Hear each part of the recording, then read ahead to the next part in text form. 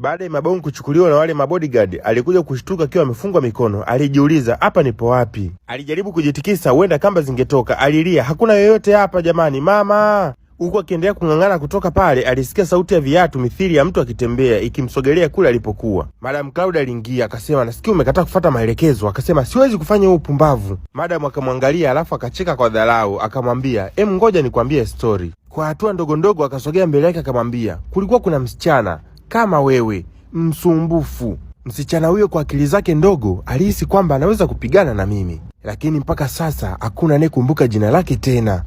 Mabongo akasema, mimi sikuogopi. Bodyguard akaona kama bosi anafanyiwa dharau, akataka kwenda kumpiga bosi, akamwambia hapana, muache, huyu hapa ana faida zaidi. Madam akasema, njani mgonjwa anayejua kufundisha vizuri zaidi, cha kufanya fungeni milango na kila kitu. Yaani inamaanisha hakuna kupata chakula, hakuna kupata maji mpaka pale atakapokuwa tayari kushirikiana na sisi. Lakini ukumbuke deni lako linaongezeka kila baada ya sekunde. Madam aliondoka kamwache Mabongo akilia bila kujua afanye nini wala atende nini. Huku nyumba aliyowekwa ilikuwa na walinzi kiasi kwamba ni ngumu sana kupata msaada.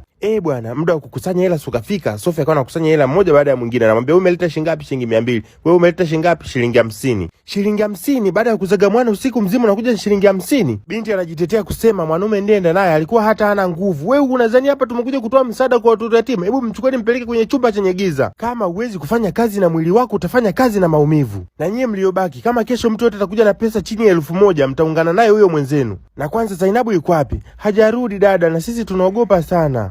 Basi poa, nitalishughulikia hilo. Basi nendeni ndani mkapumzike. Mabinti waliondoka pale, huku Sofia kaenda kukabidhi hesabu kwa madam. Madam Claudia akapewa hela, akauliza, kwa mafunzo yote uliyopatia haya ndo matokeo yake? Akampiga na kofi kwa zile hela zikadondoka chini. Sofia alikuwa mpole sana. Madam akamwambia, kama huwezi kuadhibiti sikuhitaji tena, au kama vipi niwatumie polisi video yako, usinibabaishi mimi. Kumbe kuna tukio Sofia aliwahi kufanya, aliua mtu kwa bahati mbaya, na video ile madam anayo. Basi ndo huwa anaitumia kumnyanyasa na kufanya kila kitu anachokitaka kwa Sofia. Kwa hasira nyingi, Sofia aliondoka mule ndani bila kusema chochote, na alishindwa kufanya chochote kwa sababu yuko chini ya udhibiti wa madam. Basi mabinti wakiwa wamerudi katika eneo lao la kazi, ghafla wakamwona Zainabu akiwa ameanguka chini. Walilia sana na kushangaa, ikabidi wakimbie kwenda kuangalia nini kimemsibu Zainabu.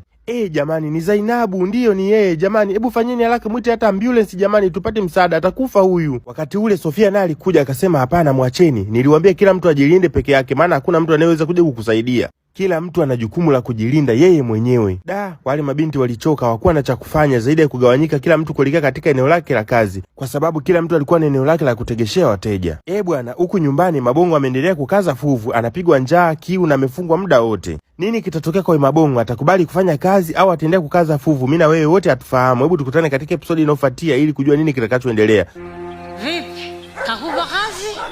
Anataka niwe naye ili kupata kazi. Sasa, kwa hiyo, mama, kimya wewe.